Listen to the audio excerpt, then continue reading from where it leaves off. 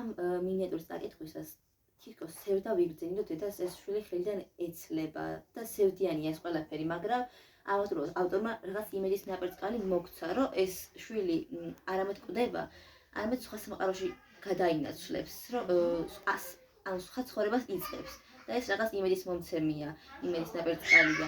აი ნიკოლოზ სტიფანიძე თავის ნოველებში და მინიატურებში აი მაგალითად სევდიანი თუ ეს მინიატურა რაღაც იმედის ნაპერწკალს ტოვებს შიგნით, რომ თლაცებით არ აიხსოს მკითხველი. კი ბატონო, ნამდვილად. ანუ ეხლა გადავინაცვლოთ შემდეგ ნაწარმოებზე იყიდება საქართველოზე. ანუ ეს არის უაღრესად სევდით აღსელი მინიატურა, მაგრამ აქაც რას გვეუბნება ავტორი, რომ იდეა ყველგან, ყიდის ყველაო, მაგრამ აი ამ ყველაში ხო თითოეული მოქალაქე იგულისხმება და ჩვენთვის ერთგვარი, ასე ვთქვათ, მიმანიშნებელია, რომ არ გავყიდოთ, ანუ ყველა ჩვენი წილი აგური ჩვენი ქვეყნის მშენებლობისთვის ღირსეულად უნდა დავდოთ.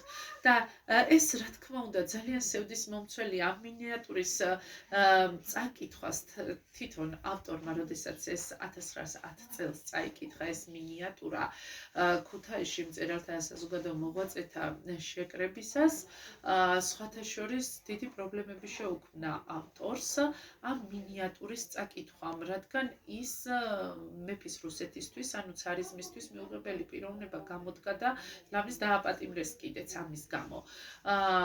მაგრამ ნიკო ლორთქიფანიძის შემოქმედებაში ეს სევდის მოტივი მარადჟამ გასდევს თითოეულ ნაწარმოებს. თუმცა აი ამ კონკრეტულ მინიატურაში ჩვენ ვხვდებით მინიშნებას იმისა, რომ ჩვენი სამშობლო ვისგან იყიდება, სად იყიდება, როგორ და რანაირად ეს რომ არ მოხდეს, ამიტომ ყველა ისევ და ისევ ჩვენი საქმე ღირსეულად უნდა ვაკეთოთ და ჩვენი წილი გასაკეთებელი სამშობლოს კეთილდღეობისთვის აუცილებლად უნდა გავაკეთოთ და მაშინ აღარ ჩვენი ქვეყანა გაიყიდება და აღარც არავინ არ გაყიდის. პირიქით, ჩვენი ქვეყნის აღმშენებლობისთვის ჩვენი ღირსეული ქმედებები იქნება წანამძღვრება და წინაპირობა იმისა, რომ ჩვენმა სამშობლომ ღირსეული ადგილი დაიკავოს სწორედ მსოფლიოში. ეხლა შენი აზრი მაინტერესებს ამ მინიატურასთან დაკავშირებით. ჩემი აზრით ეს მინიატურა დღევანდელ ვითარებასთანაც კავშირშია რაღაცნაირად. მაშინაც იყიდებოდა საქართველო, იყიდნენ თავადები, ხალხი, დიდი თუ პატარა და ყველა იყიდა საქართველოს და ახლაც ასეა, ყიდიან, არ აინტერესებთ საქართველო, ვის ხელში ჩავარდება, როგორ იქნება მომავალში. და მაშინაც ესე იყო ზუსტად.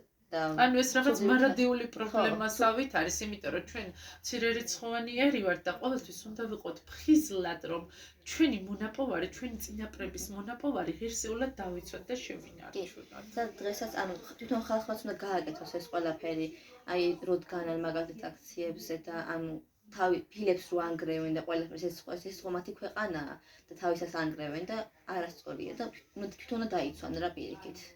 ანუ აზრის გამოხატვა უფრო ცივილიზებული ფორმით. კი ბატონო, გასაგებია. და ეს საშობაო მინიატურებში რატო შეიტანა ავტორმა, რომ შობის დღესასწაულს უკავშირდება, იმიტომ რომ შობას დაწერა და საშობაო მინიატურებში სამი მინიატურა გააერთიანა თავად ნიკო ლორთქიფანიძემ და ერთ-ერთი სწორედ აი ეს მნიშვნელოვანი მინიატურა პატრიოტიზმის თემაზე დაწერილი. ეხლა მესამე მინიატურაზე ბრმათ ერთზე რას გვეტყოდით, ბარბარე? ბრმათ ერთზე ისეთი ადამიანია, რომელიც თავის ოჯახზე დარდობს. ანუ რომ მოვიდა სახლში და არაფერი არ მოიტანა შობას საჭმელი, იმას ეუბნებოდა ცოლს, რომ ბავშვები არ გააღვიდო, რომ ბავშვებს იმედი არ გასწრებოდათ, რომ არაფერი არ იქონდათ სახლში და დარდობდა ყველანაირად მათზე და თავის თავს ადანაშაულებდა ამ ყველაფერში.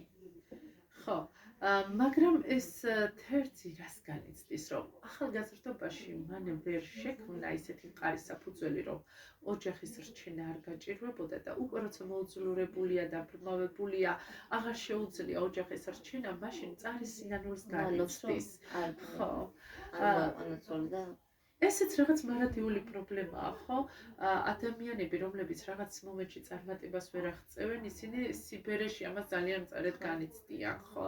რომ თავიანთ მომავალ თაობას, შვილებს თუნდაც ვერ შეუქმნეს ისეთი უზრუნველი მომავალი, რომ თუნდაც შობის ღამეს ჭადი ქონოდათ და ის ეჭამათ მის შვილებს და აქ პარალელსავლებს რომ ძაღლების ყოფასთან რომ ძაღლებს უფრო მეტად შეიძლება საშობაოდ ხორციც ქონდეთ თუ ან მოიტაცონ ან ვიღაცამ გადაუხდოსო ვიდრე ჩემს შვილებსო რომელთაც არანაირი ასე ვთქვათ საშობაო განწყობა არ ექმნებათ იმით რომ მათ მშობლები რაღაც ღირებულს დაახვედრებენ და რაღაცით გაულამაზებენ ამ დღესასწაულს ეს საქმე მინიატურა უაღრესად სევდიანია მაგრამ ჩვენ ამით ავტორი რას გვაჩვენებს რომ ასეთ მდგომარეობამდე რო არ მივიდეთ, რა შეიძლება რომ გააკეთოს თუნდაც მკითხველმა, ან მომავალში გაითვალისწინოს, თქვათ მომავალმა თაობამ, იმიტომ რომ ეს მინიატურები სკოლაში მე ვიყიდება საქართველოს ყოველ შემთხვევაში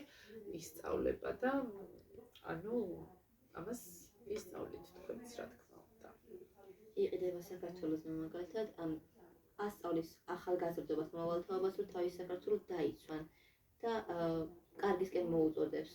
იმიტომ ეს მათ მომავალზეც იმოქმედებს ახალგაზრდებს. ეს ბრმად ერთის შემთხვევაში აქ უფრო სოციალურ პრობლემებზია, ხო? ადამიანი უნდა გაიხარჯო ბოლომდე, რომ რაღაც ღირებული დატოვო, არა მარტო შენი ოჯახისთვის, არამედ შენი ქვეყნისთვისაც და თუ შენი ოჯახისთვის დატოვებ ღირებულს, მაშინ ჩათვალე, რომ ქვეყნისთვისაც რაღაც დაგიტოვებია, იმიტომ რომ ჩვენი ქვეყანა ოჯახების ერთობლიობის შედგება და ზოგადად ქვეყანა მოიცავს ოჯახების ერთობლიობას და სწორედ ეს ოჯახის დაცვა, ოჯახის სიწმინდის დაცვა, ოჯახური ტრადიციების დაცვა მოიაზრებს ზოგადად კულტურულ ღირებულ ელემენტებს, ხო? და ეს არის ჩვენი კულტურა, ჩვენი საწყისები, ჩვენი ასე ვთქვათ, დასაცავი და გასაკეთებელი საქმე. კარგით. რას ურჩევდით თუნდაც თქვენ ტოლ მოზარდებს, ბავშვებს ნიკოლოზ კიფანძის შემოქმედებასთან დაკავშირებით? ურჩევდი რომ ნიკოლოზ კიფანძის შემოქმედებები მინიატურები წაიკითხონ, ეს სამი იმიტომ რომ ამაში მაგალითად პატარებია, მაგრამ დიდი აზრია ჩადებული და ბევრ რამეზე დააფიქრებს ამ ახალ თაობას და ჩემ მოზარდებს. ნამდვილად. მე მოხარული ვარ, რომ ჩემი დღევანდელი დღის სტუმარია ბარბარე სექალაშვილი, რომელმაც თავისი შთაბეჭდილებები გაგვიზიარა საშობაო მინიატურებთან დაკავშირებით. მართლა ძალიან მნიშვნელოვანია ნიკოლოზ კიფანძის შემოქმედების შესწავლა და განხილვა.